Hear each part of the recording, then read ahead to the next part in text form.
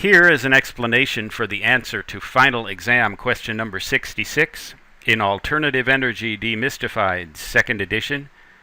If you have the printed book, please refer to pages 324 and 325. We're talking here about a process called water electrolysis, or the electrolysis of water, which you probably saw done in your middle school physics or earth science classes, or chemistry classes even. You pass an electric current through water, and you add some kind of a dissolved mineral such as salt or bicarbonate of soda in order to make that water conduct a little better. You pass a current through it, you get bubbles on the electrodes that you've immersed in that water. One electrode has oxygen bubbles coming off, the other has hydrogen bubbles coming off. Well, it takes a certain amount of energy to get a certain amount of hydrogen gas that will burn and produce a certain amount of energy. The question here is, how much energy can you get by burning that hydrogen as compared to the energy you originally had to put in to get the hydrogen? Fill in the blank to make the following sentence true.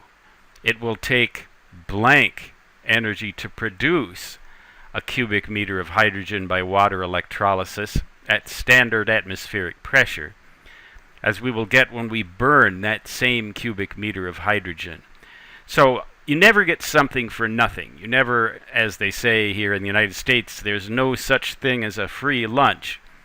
That means that the energy that you are going to get when you burn the hydrogen is going to be less than the energy that it took to produce that hydrogen in the first place. The remainder presumably will be dissipated as heat in the water, and I can attest to that because I've done high voltage electrolysis, and you do get pretty hot water as a result after a little while. So the result here is that it'll take half again as much electrical energy to produce the hydrogen as you would get if you burned the hydrogen in the atmosphere or burned it together with the resulting oxygen that you get. So the correct answer to this question is C.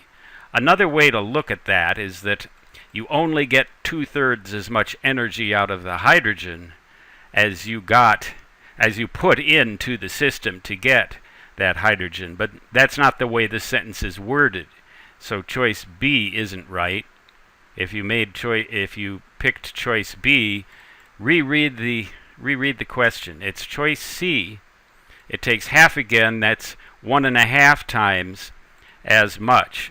So let's actually go ahead and look at a simple example of water electrolysis. You have a source of direct current, such as a battery, 12-volt battery, 24 volt, 48 volt.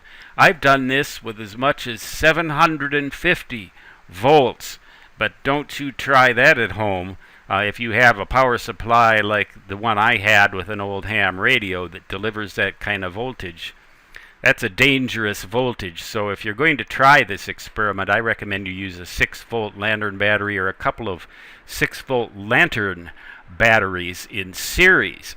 Do not use an automotive battery for this experiment, because that too can be dangerous, and it can reverse its current and electrolyze itself and produce its own hydrogen, which can explode on you. In fact, you want to do this experiment in a well-ventilated area if you decide to do it.